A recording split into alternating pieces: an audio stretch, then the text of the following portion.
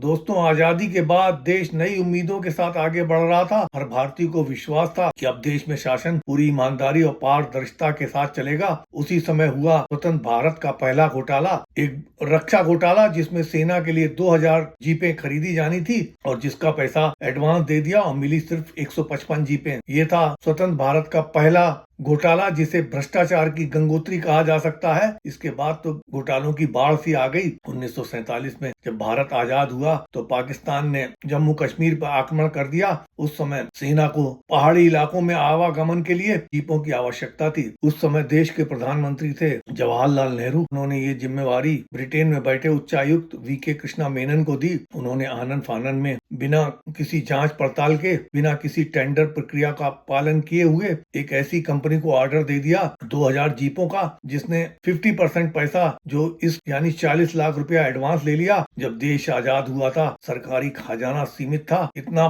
भारी रकम का एडवांस में भुगतान कर दिया गया और जब जीपें आनी शुरू हुई तो 2000 जीपों की जगह आई केवल 155 जीपें, वो भी खराब हालत में। देश में हंगामा मच गया। विपक्ष ने संसद में इस मुद्दे को जोर शोर से उठाया और आपको जानकर आश्चर्य होगा, इस मुद्दे को संसद में उठाया राहुल गांधी के दादा, राजीव गांधी के पिता, इंदिरा गांधी के हस्बैंड और जवाहरलाल नेहरू के दामाद फिरोज गांधी ने। मामला तूल पकड़ता देख नेहरू जी विचलित हुए। उन्होंने आनंद फानन में एक कमेटी गठित कर दी। अनंत शयनम अयंगर की अध्यक्षता में कमेटी गठित की गई और उसने इस घोटाले में हुई गड़बड़ियों की विस्तृत रिपोर्ट सरकार को सौंप दी, लेकिन सरकार ने ये रिपोर्ट ठंडे बस्ते में डाल दी। दोस्तों, स्वतंत्र भारत के इस पहले रक्षा घोटाले पर अगर कड़ी कार्रवाई की गई होती और दोषियों को सजा दी जाती तो आज तक जितने घोटाले हुए हैं और टैक्स पेयर का जो पैसा इन घोटालों में बर्बाद हुआ, रोका जा सकता था। आप कमेंट बॉक्स में लिख के बताइए कि कांग्रेसी सरकारों में हुए इन घोटालों के लिए इसको दोषी माना जाए। धन्यवाद। जय हिंद।